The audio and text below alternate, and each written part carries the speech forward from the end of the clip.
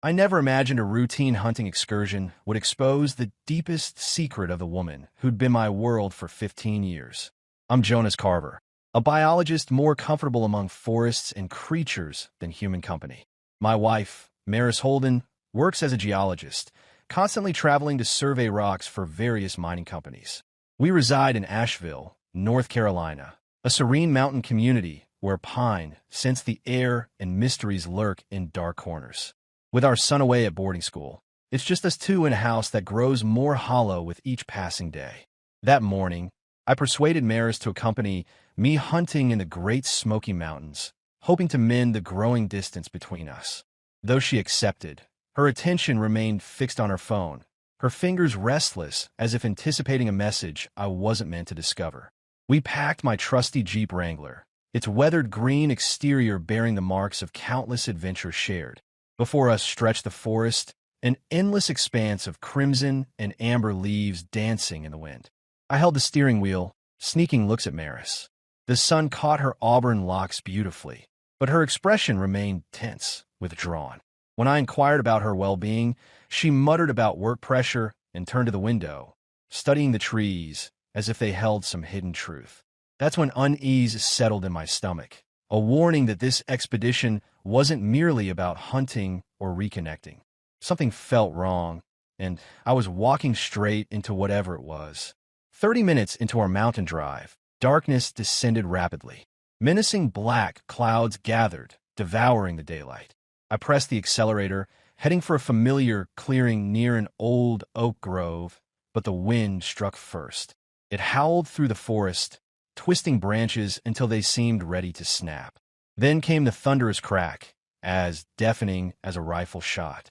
A huge branch broke loose, plummeting toward Maris's side of the vehicle.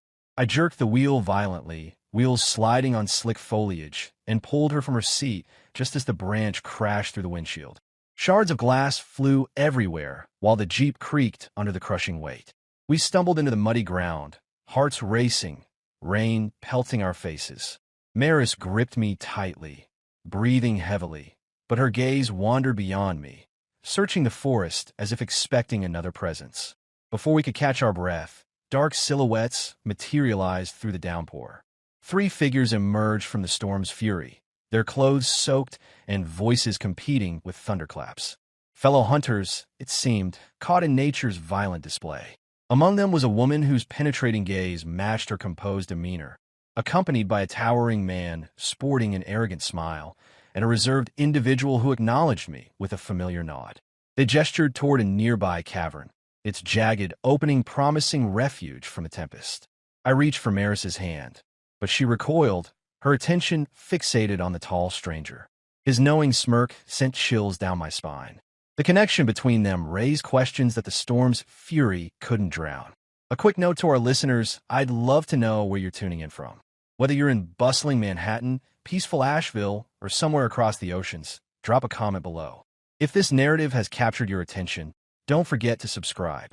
The revelations ahead are worth staying for. The cave enveloped us in its damp embrace as the tempest continued its assault outside. Moisture-slicked walls surrounded us, water droplets creating an eerie rhythm like a distant pulse. I guided Maris inside first, her fingers quivering in my grasp until she abruptly withdrew at the entrance. The rain's deafening percussion drowned everything except my mounting anxiety. Our 3 companions followed closely, water cascading from their rain-drenched forms. My destroyed Jeep lay outside, eliminating any possibility of immediate departure. We were trapped, and instinct warned me the weather wasn't our only concern.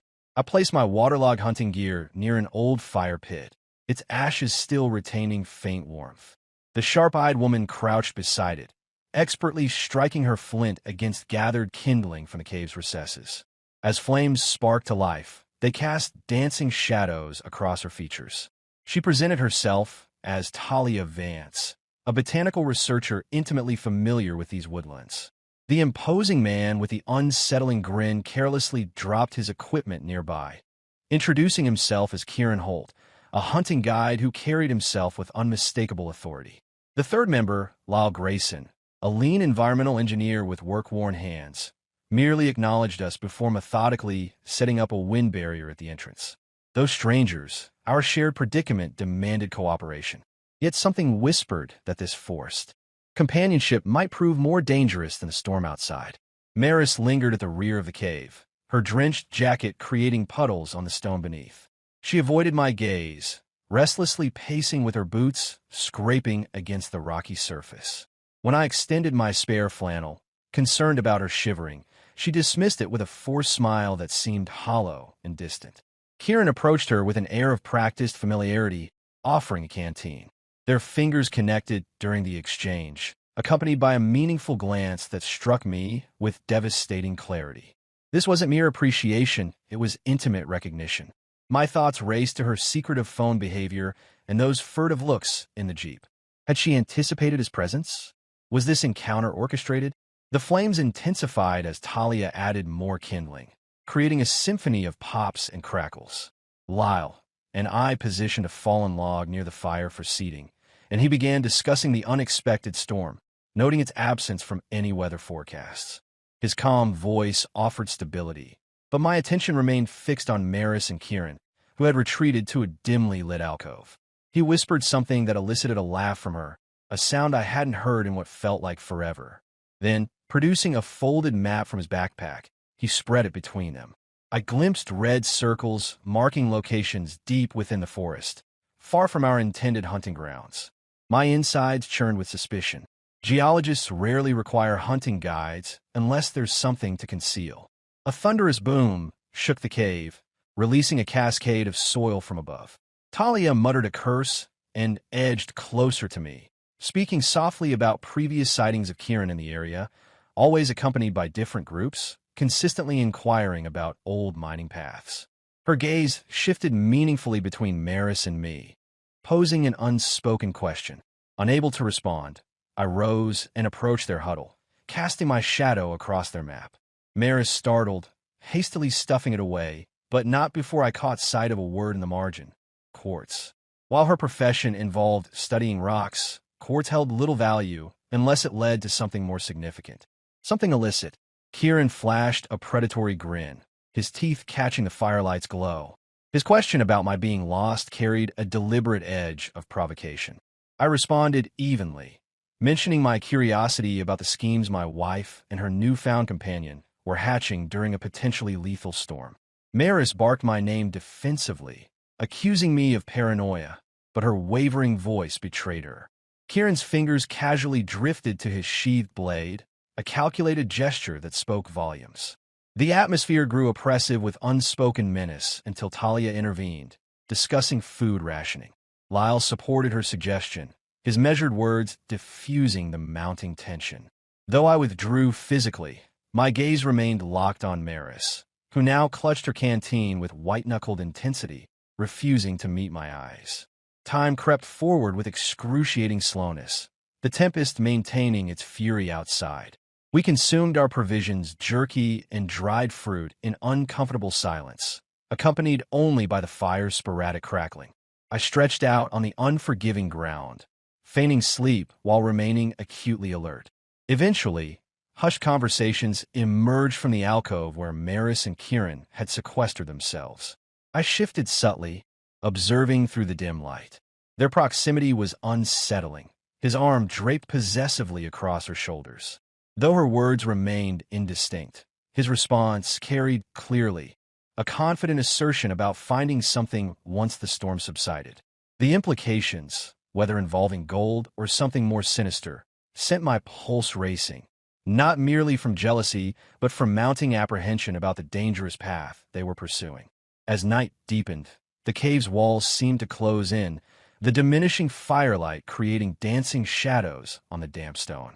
The relentless rain hammered the forest canopy, matching the thunderous beating in my temples. I maintained my motionless vigil, eyes partially closed, watching the ceiling's shifting patterns. Maris and Kieran remained huddled in their corner, their whispers barely audible beneath nature's fury.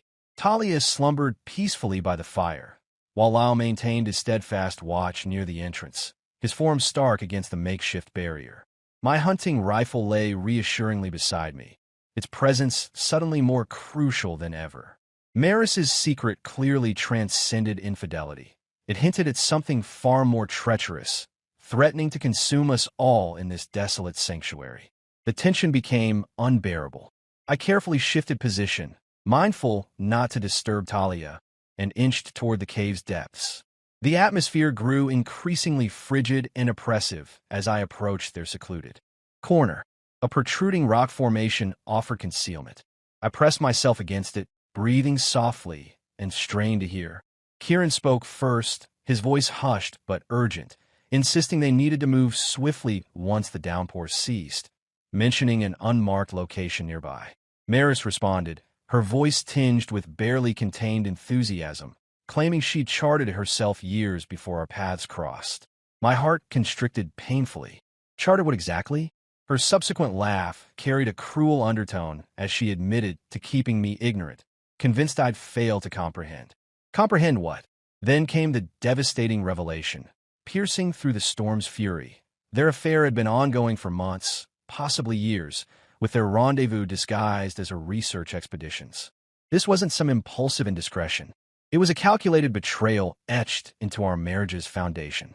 I edged nearer, my footwear scraping against rock. They fell silent instantly. Kieran whispered something, and Maris whirled around, her eyes gleaming in the darkness. I retreated hastily, my heart thundering, but they detected my presence. She called out my name, her voice tremulous and uncertain, as if gauging my reaction. I remained silent. Instead, I retreated to my resting spot, collected my belongings, and gently roused Talia. She gazed up, confusion morphing into concern upon seeing my expression. I explained we needed to depart, requesting her and Lyle's company. She complied without question, immediately gathering her equipment. Lyle caught my signal from his position near the entrance and joined us, his expression concerned but loyal. I avoided acknowledging either Maris or Kieran. The betrayal was too raw. We ventured into the tempest, fierce winds lashing against us mercilessly. Lightning illuminated a treacherous path descending the ridge. I took point, my flashlight beam cutting through the darkness, reflecting off rain-slicked foliage and gnarled roots. Talia maintained close proximity, her voice unwavering despite the surrounding chaos, directing us toward dense tree cover. Lyle brought up the rear, carrying our shelter materials while muttering about the cave's ominous atmosphere, concealing darker secrets.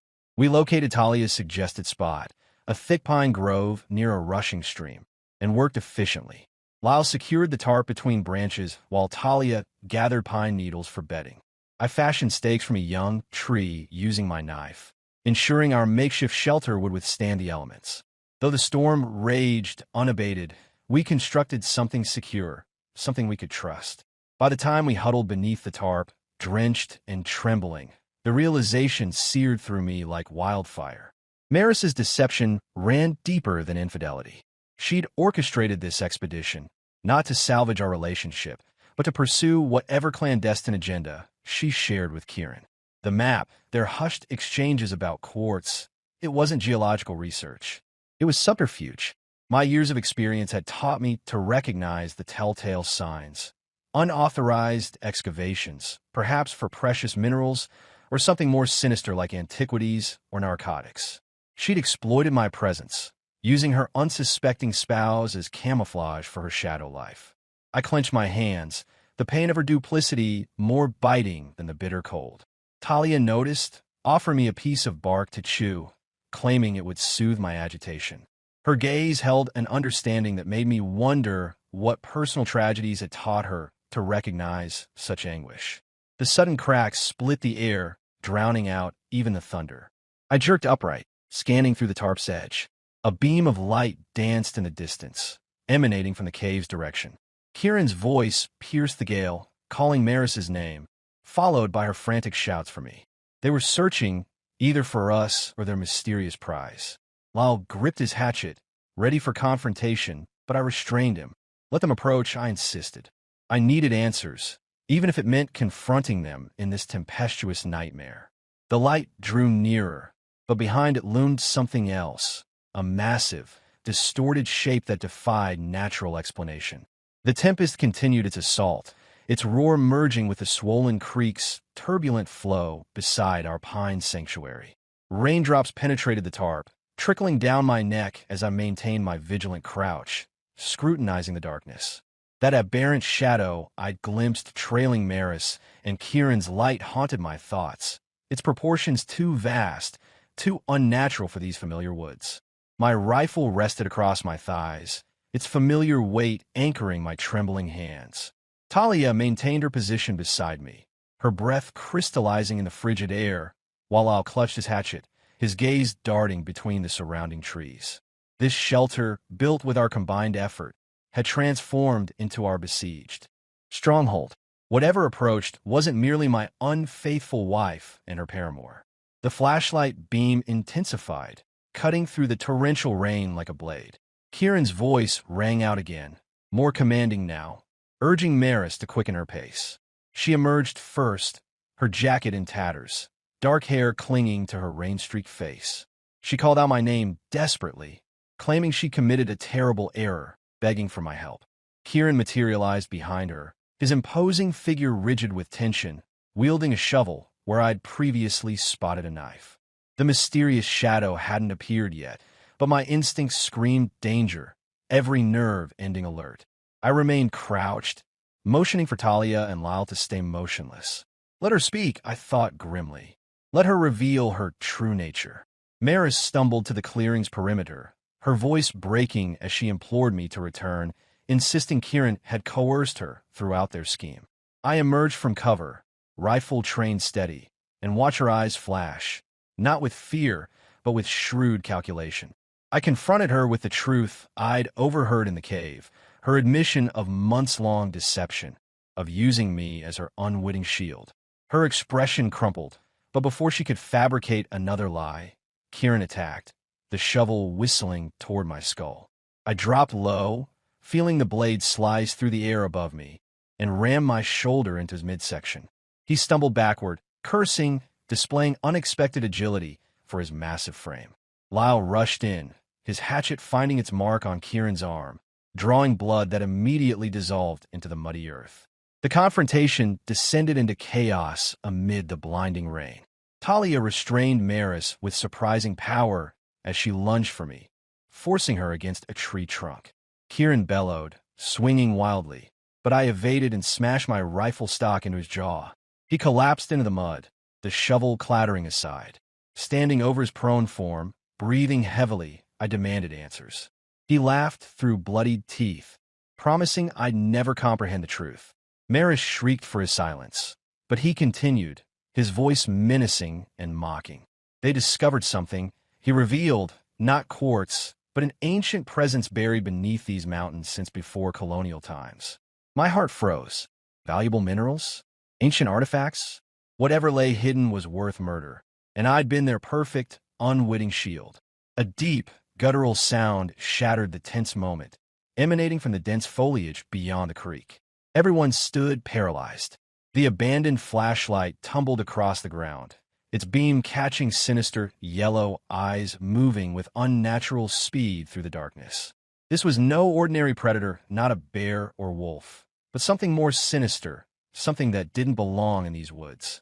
Talia suggested it might be a mountain lion driven from its territory by the fierce storm, but those eyes were too large, too unnatural. When Lyle raised the shovel defensively, I yanked him beneath the tarp shelter. Maris broke Talia's grip and sprinted toward Kieran, but the creature moved with terrifying speed. A massive shadow lunged silently through the air, and Kieran's terrified scream was cut short as the beast dragged him into the impenetrable darkness.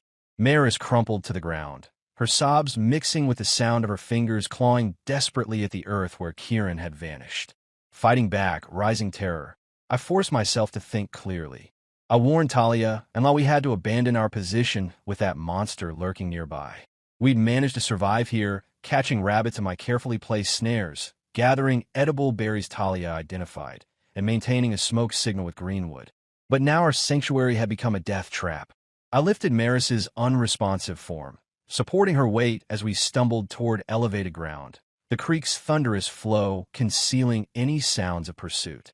Talia navigated skillfully through the treacherous terrain, while Lyle protected our rear, his hatchet quivering in his white-knuckled grip. We discovered a rocky overhang barely large enough to shelter us, and huddled there in tense silence. Maris's quiet whimpers carried accusations of self-blame and regret. I remained silent, my thoughts consumed by Kieran's cryptic revelations, a secret worth killing for, now being claimed by something inhuman. The relentless storm obscured our surroundings, but I sensed its presence, something circling patiently, unseen but watching. Talia's hand found mine as she whispered about her past experience with betrayal, her story of a deceitful husband providing an anchor of normalcy in our nightmare.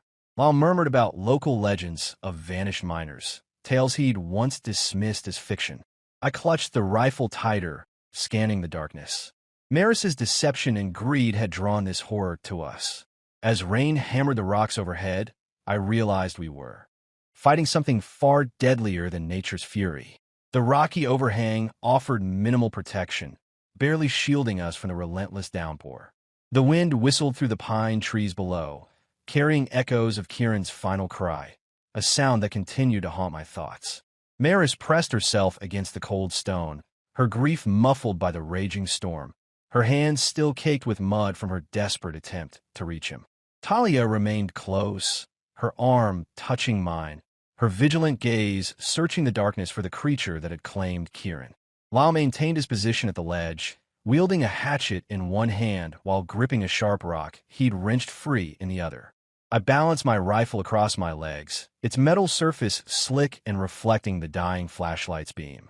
We'd sacrificed too much, and now we waited, not just for salvation, but for our hunter's next strike. The interminable night dragged forward mercilessly.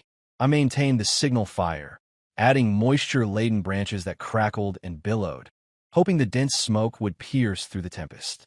Talia worked methodically beside me, her unwavering hands arranging pine needles to sustain the flames.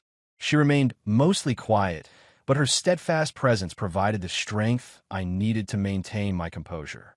Lyle continued his restless pacing, mumbling about how the beast defied classification, its tracks, briefly visible in the mud, unnaturally large and profound. Maris had fallen into an eerie silence, her vacant stare fixed on nothing. I fought the urge to confront her, to demand the complete story of what she and Kieran had discovered, but his loss seemed to have shattered her spirit. Or perhaps she was simply waiting for the right moment. Then it came a deep rumble emerging from the creek bed, nearer than previously.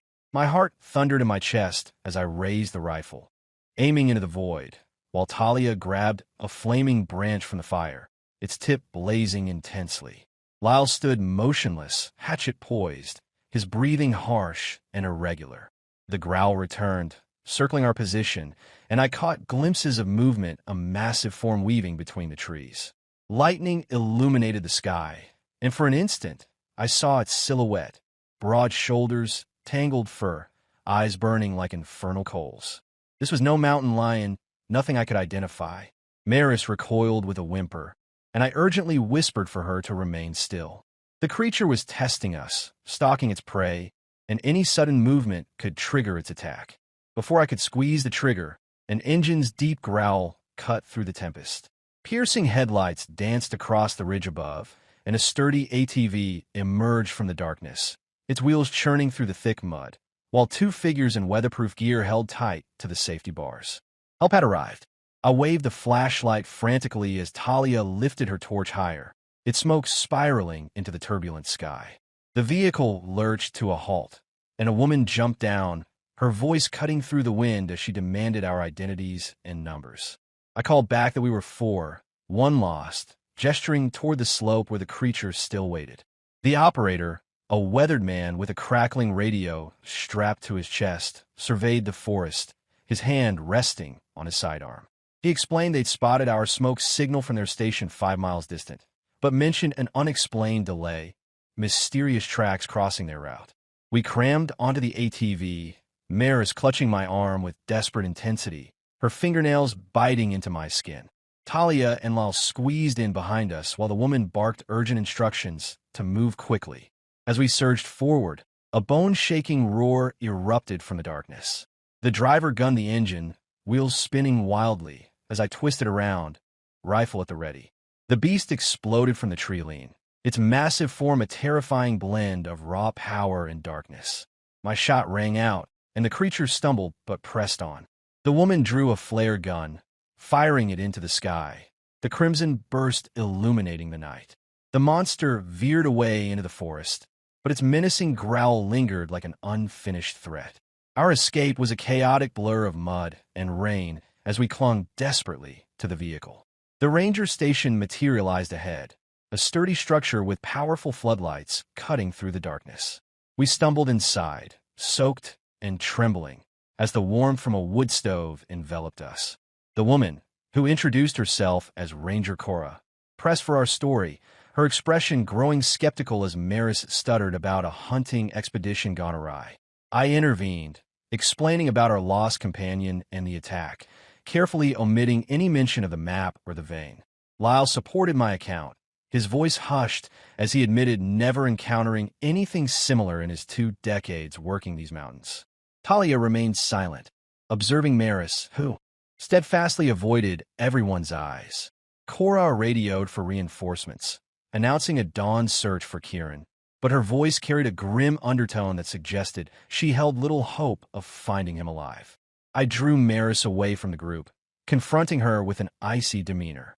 The truth spilled out, her deception, her avarice, the mysterious pursuit she'd shared with Kieran.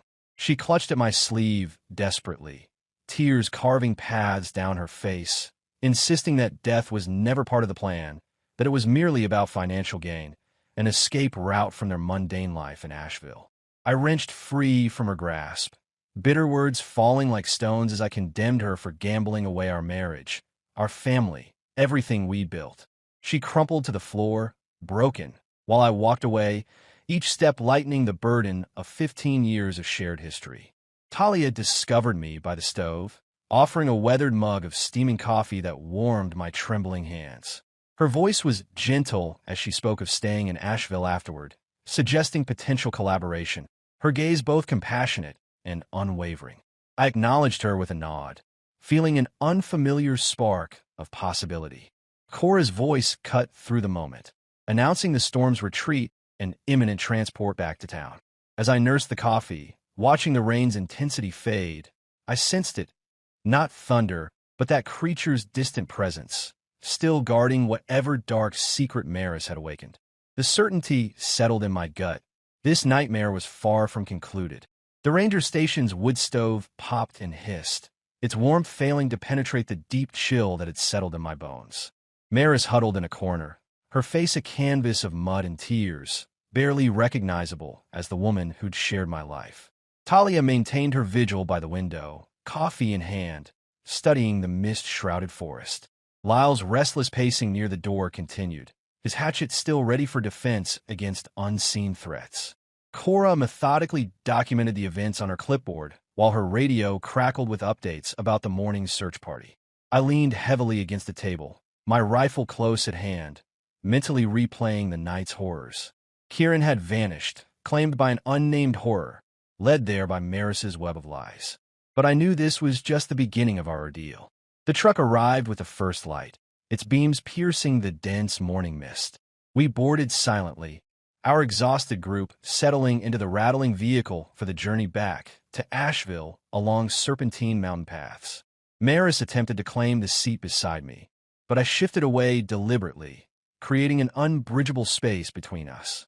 She breathed my name softly, desperation lacing her plea, but I focused on the landscape beyond, where tree limbs reached like dark fingers against the brightening sky. Across the bench, Talia caught my gaze, offering a subtle nod of understanding that steadied my resolve. When we reached town's edge, I delivered my verdict to Maris, pack up and leave. She pleaded, promising transformation, swearing her actions weren't meant to wound, but her words held no truth. I departed, my footsteps crunching against loose stones, refusing to glance backward. The subsequent weeks brought seismic changes. I initiated divorce proceedings, seeking a complete severance that Maris contested fiercely.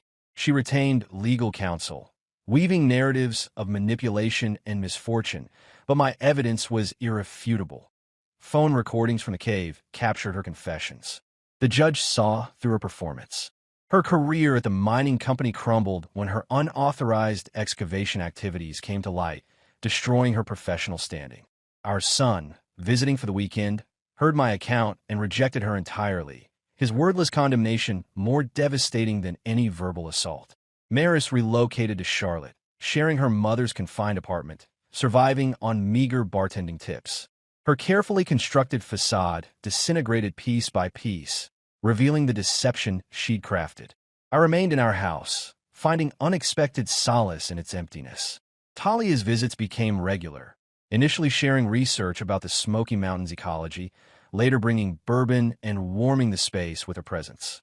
We collaborated on studying post-storm vegetation patterns, and amid endless conversations and shared moments of joy, something deeper emerged. She revealed her past with a deceitful partner who'd left her shattered, and her journey to wholeness. I share my history with Maris, years of misplaced faith, while she listened, her hand covering mine supportively. Though not quite love, it marked a beginning, hope sprouting in what I'd thought was barren ground. A month passed before Cora's unexpected call arrived. We met at a greasy roadside diner on the town's periphery, where the aroma of coffee hung heavy in the air. With a somber expression, she pushed a manila folder across the worn table. Kieran's backpack had been discovered, shredded and partially buried near an abandoned mine shaft, 10 miles from our campsite. Within its remains lay an unusual stone specimen, obsidian black with silvery striations, unlike anything in their geological records. Expert analysis revealed it as an exceptionally rare alloy, potentially worth millions, but the shaft's entrance was mysteriously sealed, not by natural causes, but through deliberate intervention.